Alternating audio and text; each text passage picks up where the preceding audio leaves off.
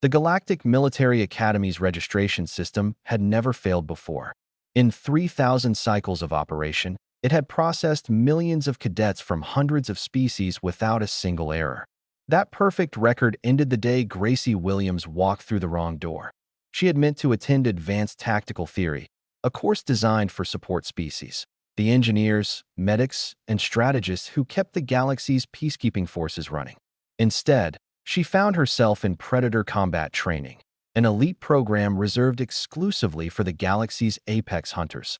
The Vraks with their razor-sharp claws, the Corthians with their armored hides, and the Zephyli whose reflexes could track a photon mid-flight. The instructor, a towering Vrax named Commander Thelax, had frozen mid-sentence when Gracie entered, his amber eyes fixed on the small human as she took a seat in the back row, oblivious to the deadly stares surrounding her. "You," Thelax growled, his translator barely managing to convey his disdain. "This class is not for prey species." Gracie looked up from her datapad, confused.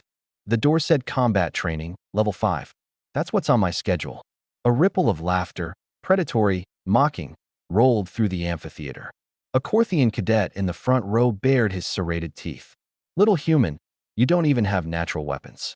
No claws, no fangs, no venom. You're fragile. Weak." Gracie's jaw tightened. She had grown up on Earth's colony world of New Montana, where saying someone was weak was the worst insult imaginable. "My schedule says I'm in the right place. Unless there's an official withdrawal, I'm staying." Commander Thelax's mandibles clicked in what might have been amusement. "Very well. But when you fail, and you will fail, remember that you chose this." The first week was hell. The physical conditioning alone should have broken her.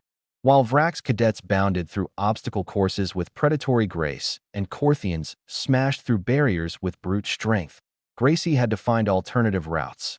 She couldn't leap the 10-meter walls, so she improvised climbing techniques using equipment straps.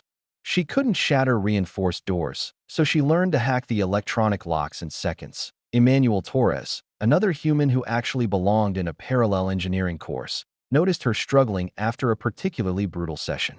He found her in the training yard late one night, practicing her hand-to-hand techniques against a combat dummy. "You know everyone's talking about you, right?" Emmanuel said, leaning against the doorframe. "They're calling you the human who doesn't know she's prey." "Let them talk," Gracie muttered, throwing another punch. Her knuckles were wrapped in medical tape, bruised from constant training. "Why don't you just transfer out?" "There's no shame in, there's shame in quitting," Gracie interrupted. "My grandfather didn't quit when his colony ship crashed on a death world. My mother didn't quit when raiders attacked our settlement. I'm not quitting because some scaled-up lizards think I'm inferior." Emmanuel grinned. "All right then. You need help? I can't throw a punch to save my life, but I know engineering. Let me help you level the playing field." The second week, things changed. The combat simulations were designed to test tactical thinking under pressure. Teams of 3 would face increasingly difficult scenarios: hostage rescues, territory defense, enemy infiltration. The Predator cadets relied on their natural advantages: speed, strength, sensory superiority. Gracie's team, paired with a skeptical Vrax named Crix and a silent Zephyli called SS Thick, was expected to fail spectacularly. Instead, something remarkable happened. During a hostage extraction simulation, Crix charged in with typical Vrax aggression, only to trigger a trap that would have killed him in a real scenario. SS Thick's lightning reflexes couldn't help when the enemy AI predicted his attack patterns. They were eliminated within minutes. Gracie lasted 47 minutes and completed the objective. She had watched the map, identified patrol patterns, and found a ventilation shaft too small for predator species but perfect for a human. While her teammates drew fire, she infiltrated from an unexpected angle, disabled the security grid using techniques Emmanuel had taught her, and extracted the hostages without firing a single shot. Commander Thelax reviewed the footage 3 times, certain there had been an error. By the third week, the mockery had stopped. The turning point came during live combat exercises. Each cadet would face off against combat drones programmed to match predator species threat levels. Most cadets defeated their drones through superior firepower or physical prowess. Gracie didn't either. When her drone activated, she didn't attack. She observed. The drone had pattern recognition, adaptive algorithms, and overwhelming firepower. Fighting it directly was suicide. So she didn't fight. She confused it. Using smoke grenades Emmanuel had modified, she created visual interference. Using acoustic disruptors, she scrambled its sensors. She moved erratically, unpredictably, breaking every pattern the AI tried to establish.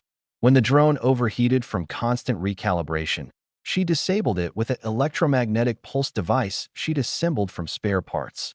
Total time: for minutes, 32 seconds. Fastest in the class. Crix approached her afterward, his posture less aggressive, more curious. How did you do that?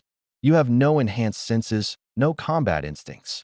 By all measures, you should have been eliminated immediately. Gracie wiped sweat from her forehead. That's exactly why I won. Your instincts tell you to attack, to dominate, to overwhelm. Mine tell me to survive. Humans don't have claws or armor, so we learn to think, to adapt, to turn weaknesses into advantages. We're not the strongest predators. We're the most persistent ones. Commander Thelax had been listening. His mandibles clicked thoughtfully. In 3,000 cycles, no prey species has ever completed this course. But you are not prey. Are you, Cadet Williams? No, sir, Gracie replied. We never were. The final examination was a week-long survival exercise on a hostile moon. 20 cadets entered. 19 emerged on schedule, exhausted but victorious. Gracie emerged 3 days early, having mapped the entire operational zone, established supply caches, and accidentally discovered an enemy observation post that Command hadn't known existed. When graduation arrived, Gracie stood among the Predator cadets, no longer an outsider, but an equal. The Galactic Military Academy's registration error had become its greatest teaching moment. Humanity's strength wasn't in fangs or claws, but in stubborn, relentless, impossible-to-kill determination. Emmanuel watched from the engineering section, grinning as his friend received the Exceptional Combat Commendation. The galaxy's predators had learned an important lesson. Never underestimate a human who refuses to quit.